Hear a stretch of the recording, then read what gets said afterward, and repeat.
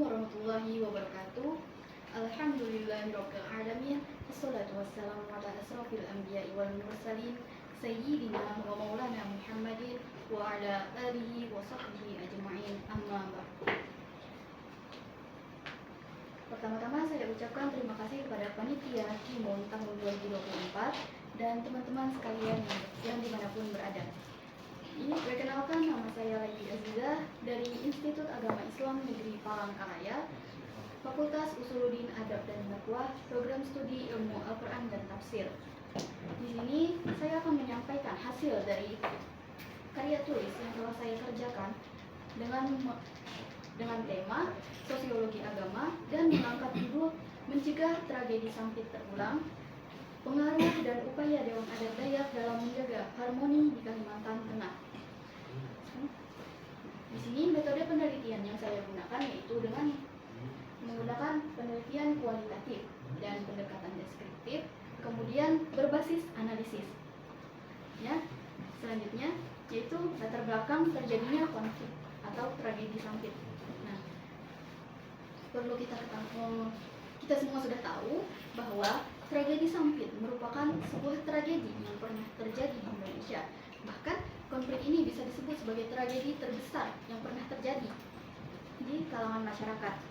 Nah, kemudian dampak sosial yang sangat besar ini ditimbulkan karena terjadinya konflik tersebut antar suku Dayak dan suku Madura. Nah, konflik ini juga tidak hanya merenggut ratusan nyawa, bahkan hingga ribuan nyawa yang mungkin itu nyawa orang-orang yang tidak bersalah. Nah, kemudian konflik ini juga telah memecah belah masyarakat yang sebelumnya hidup berdampingan dengan rukun. Nah, penting bagi kita untuk mempelajari akar dari penyebab terjadinya konflik tersebut agar peristiwa seperti ini tidak terulang kembali dalam masyarakat, dalam negeri kita. Itu penyebab konflik ini bisa kita ketahui oleh beberapa faktor. Nah, yang kita di sini dari hasil kajian yang saya amati, kajian literatur, yaitu beberapa faktor mulai dari masalah kecemburuan ekonomi, kesenjangan sosial, hingga kesalahpahaman budaya. Ketika kelompok masyarakat tidak lagi mampu berkomunikasi dengan baik, jadi masyarakat ini tidak bisa lagi berkomunikasi dengan leluasa. Gesekan kecil atau hal-hal kecil dapat memicu kekerasan yang lebih besar, dapat memicu terjadinya konflik yang besar antar masyarakat. Nah, maka dari itu kita harus berusaha membangun dialog dan pemahaman antar budaya kita agar kesalahpahaman seperti ini bisa kita cegah dan tidak terulang kembali dalam sejarah kita. Next, upaya pencegahan yang harusnya kita lakukan yaitu bagaimana? Jadi upaya ini dapat kita lakukan agar tidak terjadi konflik serupa di masa sekarang maupun di masa yang akan datang. Upaya ini dapat kita lakukan dengan memperkuat nilai-nilai toleransi dan saling menghormati. Hal ini bisa kita lakukan melalui program-program dialog antar agama, pelatihan pengolahan konflik, dan keterlibatan masyarakatnya dalam menciptakan perdamaian di daerah yang rawan akan konflik. Nah, sebagaimana yang kita ketahui bahwa Indonesia memiliki salah satu negara yang memiliki keanekaragaman suku, budaya, dan etnis, sehingga hal itu bisa kita gunakan sebagai pemaparan kepada masyarakat untuk mencegah terjadinya konflik-konflik serupa. Nah, selain itu, peran pemerintah dalam menjaga stabilitas sosial itu juga sangat penting. Nah, terkhusus di Kalimantan Tengah, peran Dewan Adat Dayak dalam menjaga harmonisasi masyarakatnya itu juga sangat penting.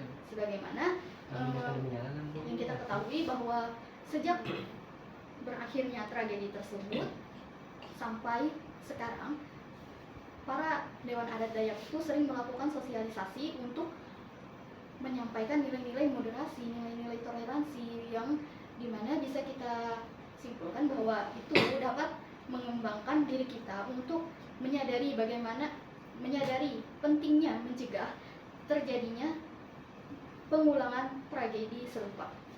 Next. Di dalam Al-Quran surah Al-Hujurat ayat 13 yang berbunyi, A'udzubillahi minasyaitonirrajim, Bismillahirrahmanirrahim.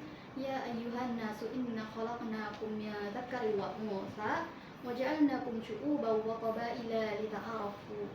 Inna akramakum indallahi atqakum, innallaha alimun khabir.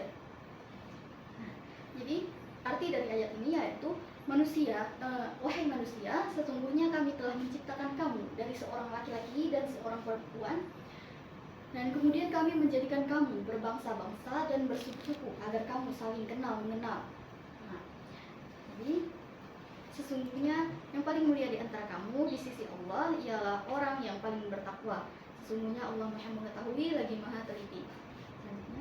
Jadi dalam Al-Quran surah Al-Hujurat ini dapat kita tarik maksudnya, yaitu kita sebagai bangsa yang memiliki keanekaragaman suku dan budaya, juga etnis tadi, kita harus melihat bahwa keanekaragaman tersebut sebagai kekayaan di negeri kita. Nah, bukan malah sebagai pemicu dalam perpecahan. Sehingga dari keanekaragaman kekayaan di negeri kita tadi dapat kita banggakan dan bukan malah menjadikan kehancuran di negeri kita sendiri gitu. Kemudian ayat ini juga mengingatkan kita bahwa ajaran ini sangat relevan dalam mencegah tragedi seperti tragedi Sampit itu untuk terulang kembali di dalam kehidupan di masa yang akan datang, yaitu dengan menekankan pentingnya persatuan dan keanekaragaman yang ada di negeri kita tadi, untuk menganggap itu sebagai anugerah bagi negeri kita, bukan sebagai pemicu dalam perpecahan di negeri kita.